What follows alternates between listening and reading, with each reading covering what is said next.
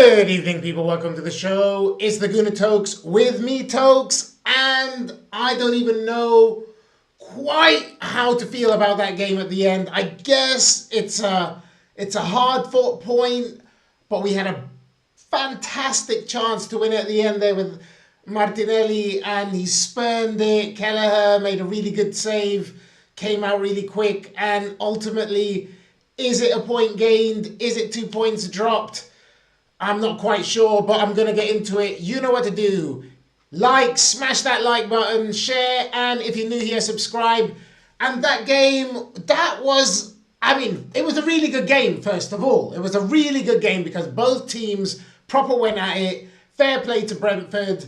They were playing at home and they were determined to come out and play in the front foot and not be, sitting back and waiting for us to just press them into submission. So fair play to Brentford. That was tough. I think they even had more shots than us, and maybe they had the better chances, and maybe, they deserved to win, but we got the first goal, and ultimately they had to battle back in it, and it was a throw-in from Coyote, that guy, and his throw-ins. He's Nigerian brother. And this guy, the Nigerians on our side didn't do a great job today, although Madueke got a header, and Coyote, great throw-in from him in the end, and it put us under pressure and we conceded the goal. But, jeez, that was a tough game, honestly.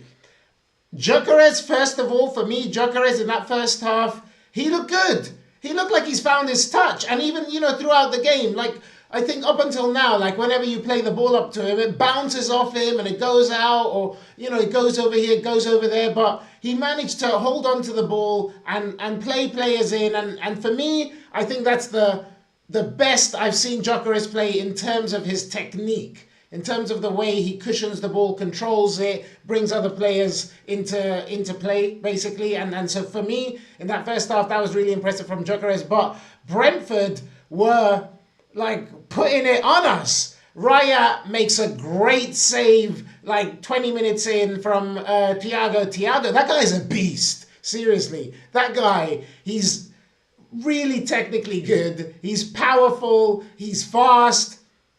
Honestly, he's a really, really good forward. And he gets a lot of goals. He didn't score today, but he gets a lot of goals. And 20 minutes...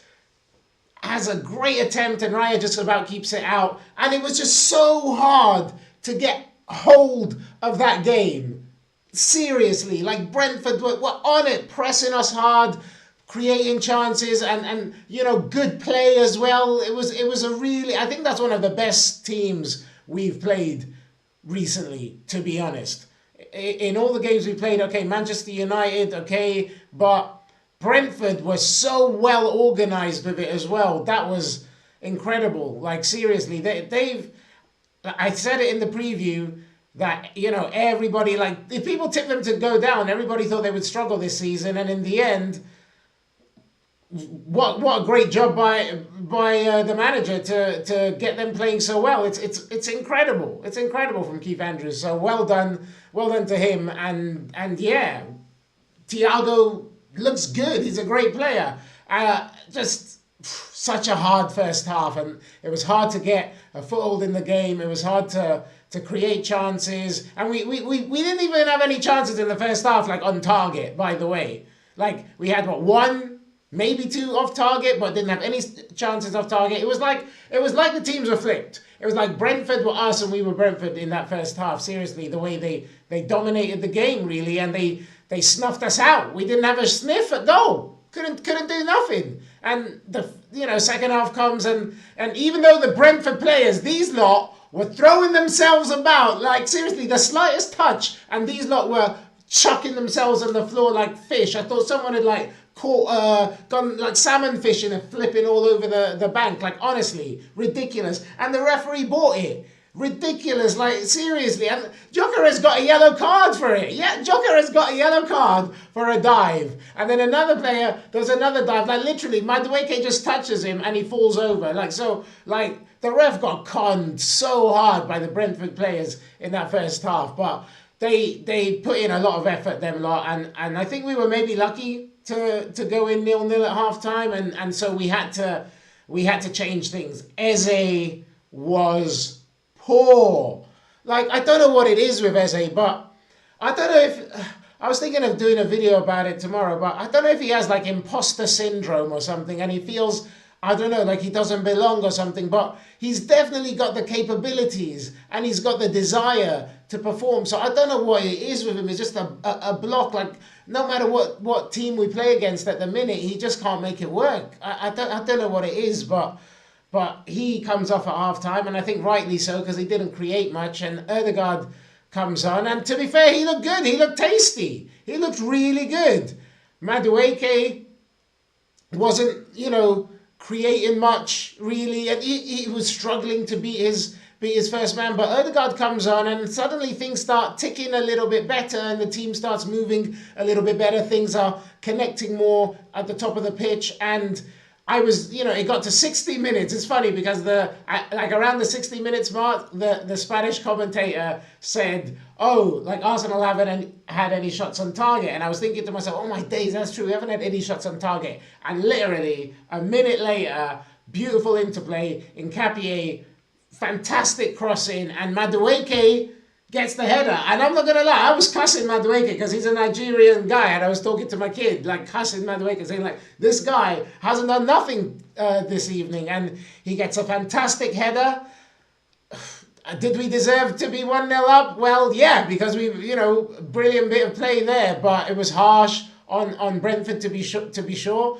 But we get our noses in front, and Brentford didn't change their gameplay. They just carried on playing as they had been, carried on putting us under pressure, and winning the ball high up the pitch, trying to get throw-ins as close to the penalty box as they can. And it was an exciting game. It was end to end, and eventually one of them throw-ins paid off. Kayode whips one in, and someone, I'm not even sure who flicks it on, but Lewis Potter is there to head it in, and yeah, 1-1. And you have to say, probably on the balance of play of the game, deserved that Brentford had a goal. And then, the game continued like that. Both teams trying to win it, both teams going at it. So it was a bit like a basketball match, a little bit end-to-end. Mosquera makes an incredible tackle on Thiago. Thiago, it looked like he's free. He's muscle past Mosquera. He's free. It looks like he's gonna pull the trigger. And Mosquera, I think he does pull the trigger. Mosquera, I don't know how, but them legs so long. I've said it before. He reminds me of Vieira. The way he just sticks out this long leg and clears the ball. And Thiago himself couldn't believe it if you see his reaction. I don't think anybody on the pitch could believe it. So fantastic saving tackle there from Mosquera. And then at the end, we had such a great chance to win it. Ball gets played forward, flick on by Gyökeres into Timber's path.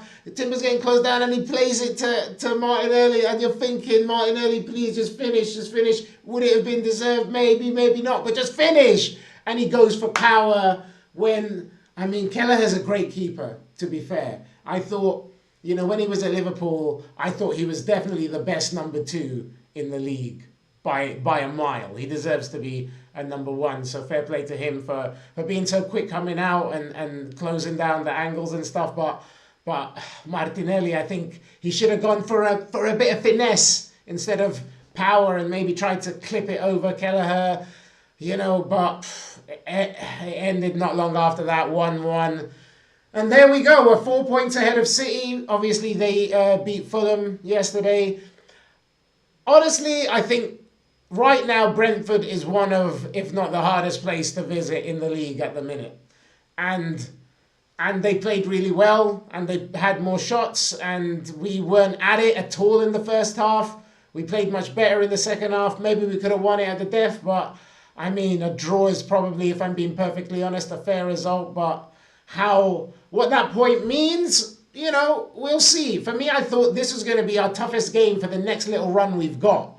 And we've got a draw at Brentford with so many changes. Saliba, obviously, he didn't play, he didn't start, he fell ill. And Kai Havertz obviously got an injury. And so, we had to make a few changes. And so that maybe affected things a little bit. But we come away with a draw, a point, 4 points ahead of City. Oh, you know, that's how it goes. That's how it goes sometimes. We're playing next on Wednesday against Wolves. So we have a chance to stretch that lead to put it to 7 and put pressure on City again. So it's 4 for now. If we beat Wolves, it can be 7. Pressure will be on City, and let's see how they do with that. But frustrating, like that miss from Martinelli or that save from Kelleher, whichever way you want to look at it. But I don't know, a draw's a fair result if you ask me at the end of the day. But I don't think it's the worst result, all things considered. So there we go. Why don't you let me know what you thought about it? Obviously, we wanted to win. I wanted to win, but after watching the game, I don't think a draw is the worst thing that could have happened really at the end of that. So, you know, fair play to Brentford, doing a great job. They're, you know what, still 7th in the league, and they're going to be challenging for Europe. So watch out, whoever else has to play Brentford. Good luck to you lot. But yeah, let me know what you think, and don't forget, smash that like button if you haven't, share the video, and if you're new here, subscribe. I'll see you next time, people. Have a great evening. Peace, bye.